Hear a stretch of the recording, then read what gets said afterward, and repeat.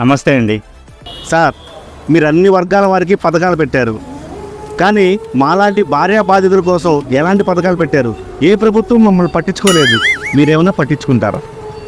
ఉన్నట్లో మంచి పథకం, ఆఖరి పథకం, నాకు ఇష్టమైన పథకం ఇదేనండి. ఇదంతా మా ఎస్కే గారు వివరిస్తారు. ఎస్కే గారు.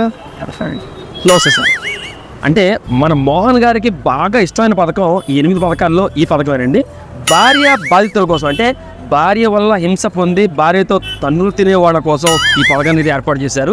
ఇందులో ముఖ్యంగా ఏంటంటే భార్య వల్ల ఇబ్బంది పడే వాళ్ళ కోసం ప్రతి సంవత్సరం ప్రతి సంవత్సరం ₹1,00,000 ఆర్థిక సహాయం చేసే ఆలోచనని మన మోహన్ గారు చేస్తున్నారు.